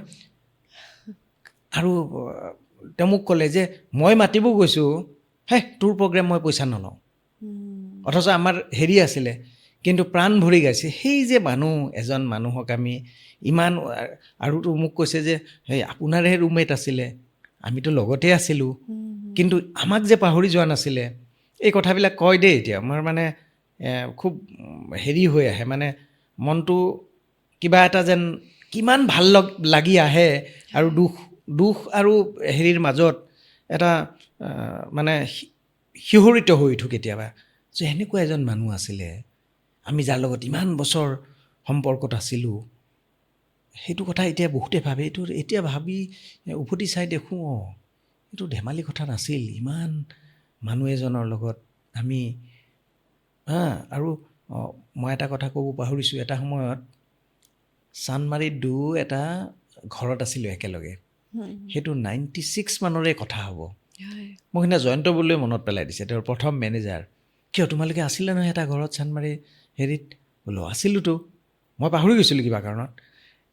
ইণ্টাৰেষ্টিংলি কি হয়, সি আহি যায় ক'ৰবাৰ পৰা হঠাতে, আহি পেলাই এদিন ৰাতিপুৱা চাবোন নাই, আছে বিচাৰি পোৱা নাই, গেলাই লৈ আনো। বোলো মই আনি দিছোঁ, নাই, সি মানে বেয়াৰ বডি, অকল বাৰমুদাটো আছে, গৈ পেলাই নামি গৈছে দোকানত। কোনোবাই গম পাইছিল যে এইটো জুবিন গাৰ্গ ইয়াত থাকে বোলে, এসোপা ল'ৰা ছোৱালী ভৰ্তি একদম দোকানত গৈ, তাৰ পিছদিনাৰ পৰা তাত সেই ল'ৰা ছোৱালীবিলাক লুকি থাকে, 10-12 ল'ৰা ছোৱালী তাত ৰৈ থাকে, কোনোবা অটোগ্ৰাফ ল'ব, কোনোবা কিবা।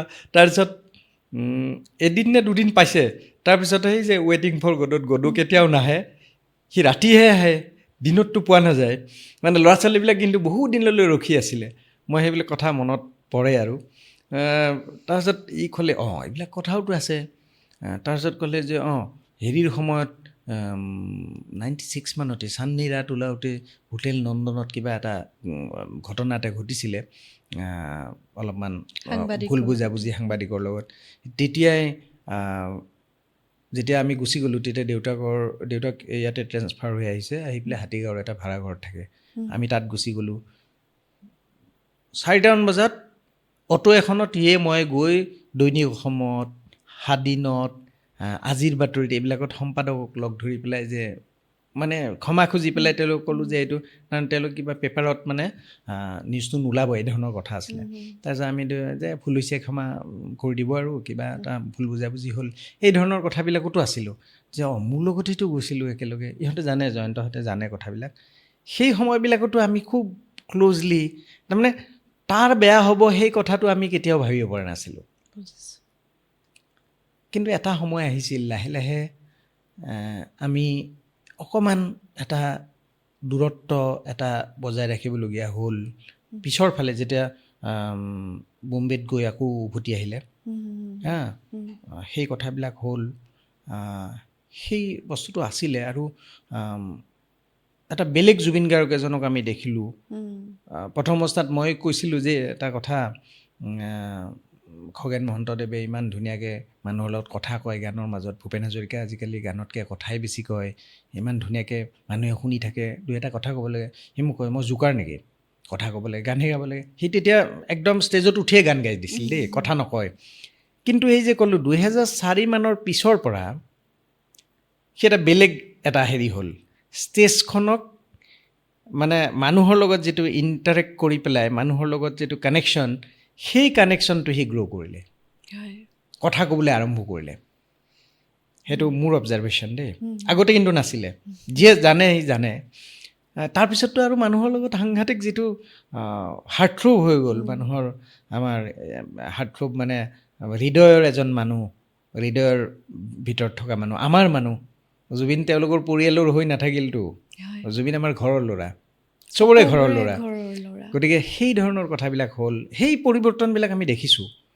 ঠিক তেনেকৈ 98 মানত তুমি মোৰ মাথো মোৰ কৰোঁতেও আমি লগত আছোঁ মই ছবিখনৰ লগত ময়ো জড়িত আছিলোঁ সেই ছবিখন কেনেকৈ কৰিছিলে সেই সময়বিলাক বৰ হেৰি মানে লেজাৰলি ধুনীয়াকৈ কৰা হৈছিলে বৰ ইণ্টাৰেষ্টিং আছিলে সেইবিলাক সময় আৰু ছবিখনৰ গানবিলাকো বৰ ভাল হৈছিলে খুব ধুনীয়া আৰু একেখিনি সময়তে কৰা কাম সেইকাৰণে প্ৰথম মিউজিক ডাইৰেকশ্যনো সেইখনতে কৰিছে আৰু সেই একে সময়তে হিয়া দিয়া নাই বুলি এখন ছবি হৈছে সেইখনতো তেওঁ মিউজিক কৰিছে দুখন প্ৰায় একেলগে কিন্তু প্ৰথম গান কিন্তু তাৰে আগতে গাইছিল চিনেমাৰ গান 96 মানতে গাইছে শম্ভুগুপ্তৰ এখন ছবিখন নহ'ল টুকুৰা চৰাইৰ বাহ সেই গান পিছত ৰিলিজ চিনেমাখনেই নহ'ল সেই গান পিছত যৌৱনে আমনিকৰে ব্যৱহাৰ কৰিছিলে বুকু দুৰু দুৰু মষ্ট প্ৰবলি সেই গানটো প্ৰথম গান দেই চিনেমাত মানে সেই সময়ত জুবিনে চিনেমাত এটা গান গোৱাটোও আমাৰ কাৰণে বৰ ডাঙৰ কথা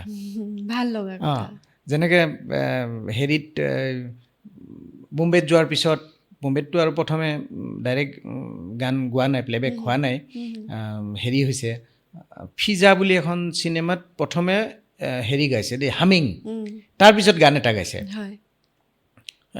ৰেহমানৰ আছিল মিউজিকাৰ আছিলে পাহৰি গ'লোঁ মই সেই হামিং এটা কৰিছে সেইটো আমাৰ কাৰণে আনন্দৰ কথা বা জুবিনে হেৰিত সেই হামিংটো শুনিবৰ কাৰণে গানটো ৰৈ থাকোঁ একচুৱেলি যিটো মই এই আনস্ক্ৰিপ্টেড উইথ আৰ্চি যোৱা তেখেত নোহোৱা হোৱাৰ পৰা যিসমূহ মানুহ মাতিছোঁ কথা পাতিছোঁ আপোনাৰ প্ৰত্যেকজনেই জুবিন গাৰ্গৰ জীৱনৰ আটাইতকৈ নিস্বাৰ্থ মানুহ আচলতে যি বন্ধুত্বক উদযাপন কৰিলে যি জুবিন গাৰ্গ ভৱিষ্যতৰ এজন ডাঙৰ মানুহ গতিকে সম্পৰ্কটো ভালকৈ ৰাখোঁ বুলি কাহানিও নাভাবিলে যি জুবিন গাৰ্গৰ ভুল বুলি ক'ব পৰাৰ মানে এটা নৈতিক সাহস ৰাখিছিলে যিহেতু জুবিন গাৰ্গক নিস্বাৰ্থভাৱে ভাল পায় জুবিন গাৰ্গৰ উত্তৰণত আটাইতকৈ সুখী হয় জুবিন গাৰ্গৰ ভাল হ'লে খুব সুখী হয় জুবিন গাৰ্গে দুখ পালে কষ্ট পায় সেই নিস্বাৰ্থ মানুহখিনিৰ সৈতে মই কথা পাতি আছোঁ আৰু মোৰ কাৰণে এক অনন্য অভিজ্ঞতা হৈছে শেষবাৰ কেতিয়া লগ পালে আপুনি জুবিন গাৰ্গক এই শেষবাৰ শব্দটো ক'বলৈ দিগদাৰি পাইছোঁ আচলতে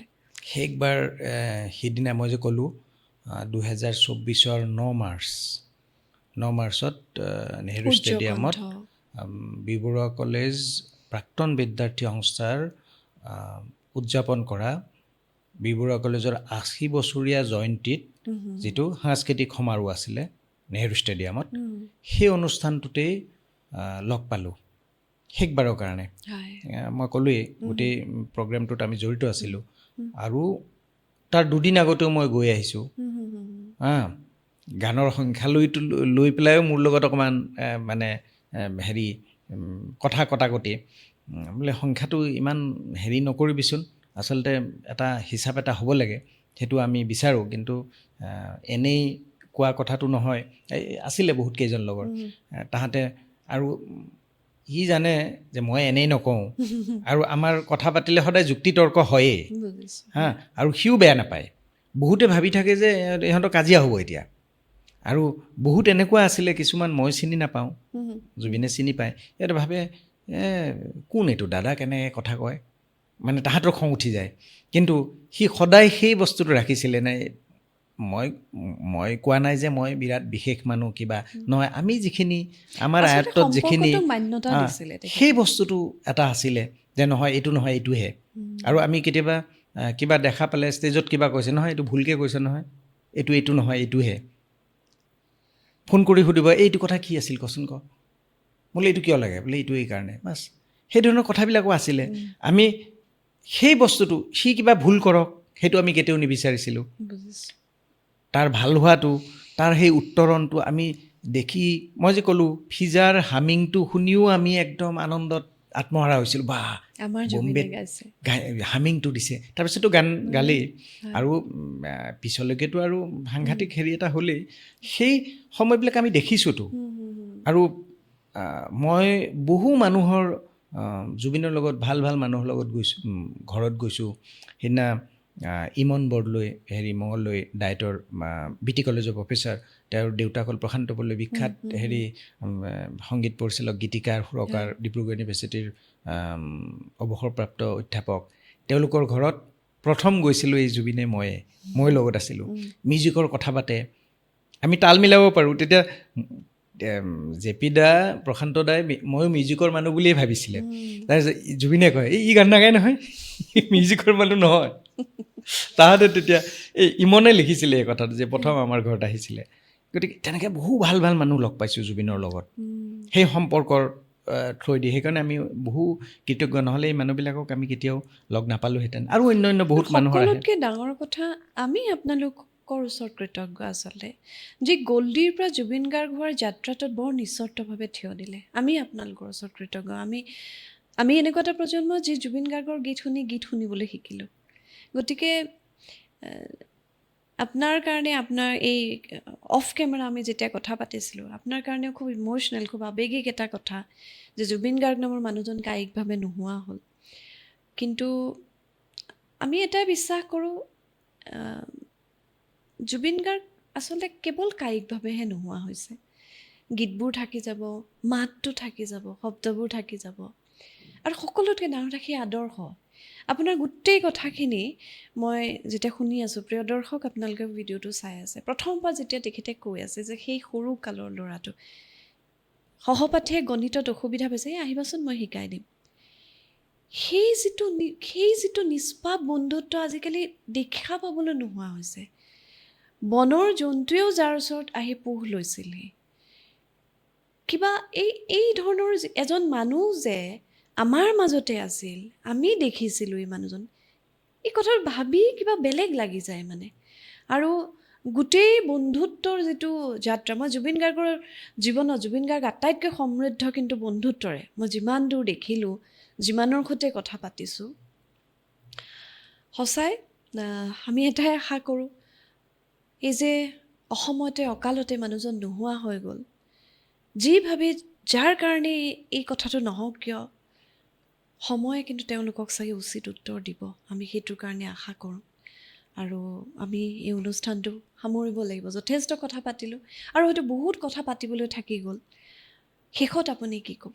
মই এটাই কথা ক'ব বিচাৰোঁ যে আমি দেখিলোঁ এজন মানুহৰ উত্থান, এজন মানুহে সেই যিটো এভাৰেষ্টৰ শৃংগত আৰোহণ কৰিলে, সেই মানুহে সেই যে পতাকাখন এভাৰেষ্টৰ শৃংগত এভাৰেষ্ট জয় কৰি উত্তোলন কৰিলে মানুহে নামি আহে, কিন্তু জুবিনে নামি নাহিলে। তেওঁ আৰোহণ দেখিলে, অৱৰোহণ কেতিয়াও নেদেখিলে। আৰু সেইটো মানুহৰ জীৱনত খুব কম মানে সম্ভৱ হয়। হয় আমি অসমতে দেখিছোঁ বহু মানুহ এটা সময় থাকে, সেই সময়ত নহয়। কিন্তু জুবিনৰ সময় লাষ্ট 93ৰ পৰা এতিয়ালৈকে প্ৰায় 32 বছৰ গান গোৱা সময়ৰ কথা কৈছোঁ, যে জুবিনে যিটো দেখিলে, যি দিলে, গানেৰে তেওঁ যি জয় কৰিলে, সেইটো হয়তো আৰু আমি জীয়াই থাকোঁতে হয়তো আমি কাৰো পৰাই নেদেখিম। আৰু সেই গানেৰে যি অন্তৰ জয় কৰিলে, আৰু আমি ভাবোঁ যে অসমৰ মানুহৰ বুকুৱে বুকুৱে সোমাই থকা সেই জুবিনক অসমৰ মানুহেই জীয়াই ৰাখিব। তেওঁৰ কণ্ঠ আৰু তেওঁৰ ডাঙৰ অস্ত্ৰটোৱে আছিলে তেওঁৰ কণ্ঠ।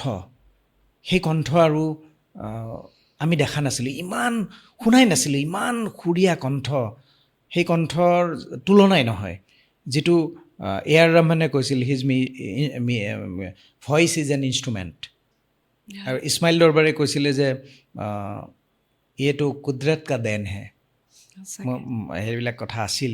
গতিকে য'তে থাকে তেওঁ সুখেৰে থাকক, আৰু তেওঁৰ যি অমৃত কণ্ঠৰ যি সুবাস যুগে যুগে অসমীয়াক সমৃদ্ধ কৰি থাকিব, এই আশা ৰাখিছোঁ। ধন্যবাদ। আৰু জুবিন গাৰ্গৰ বিষয়ত, জুবিন গাৰ্গৰ গীতৰ বিষয়ত আপুনি সেই তেতিয়াতে 94তে সংবাদ মাধ্যমত ইমান ভালকৈ লিখিছিল। আমি আশা কৰিম আপুনি লিখি থাকক, আপুনি লিখক, আপোনাৰ সেই বন্ধুজনৰ বিষয়ত লিখক। আৰু এই বন্ধুত্বক সঁচাকৈ মই শ্ৰদ্ধা কৰোঁ। আজি ইমানখিনি সময় দিলে। আচলতে আপোনাৰ যিটো ব্যস্ততা, তাতে এইখিনি সময়ত মই সময়খিনি লওঁতেও মই অকণমান চিন্তা কৰিছোঁ। তথাপি যিখিনি সময় দিলে মই কৃতজ্ঞ। অশেষ ধন্যবাদ। ধন্যবাদ। আপুনি মোক এইখিনি কোৱাৰ সুবিধা দিয়াৰ কাৰণে মইহে আপোনাৰ ওচৰত কৃতজ্ঞ। প্ৰিয় দৰ্শক, মোৰ আচলতে বিশেষ ক'বলৈ নাই। আপোনালোকে দেখিছেই আনস্ক্ৰিপ্টেড উইথ আৰ্চিত বিষয় জুবিন গাৰ্গ যেতিয়াই হয়, মই তেখেতসকলক ক'বলৈ দিওঁ, কাৰণ মনৰ মাজত ইমান কথা থাকে। এই কথাবোৰ শুনিলেও আপোনালোকে উপলব্ধি কৰিব পাৰিব কি বিশাল এক সত্তা জুবিন গাৰ্গ, কিমান বিশাল, কিমান ডাঙৰ। গতিকে আজিৰ ভিডিঅ'টো ইমানতে সামৰিছোঁ। আটাই কুশলে থাকক, আটাইৰে ভাল হওক। ধন্যবাদ।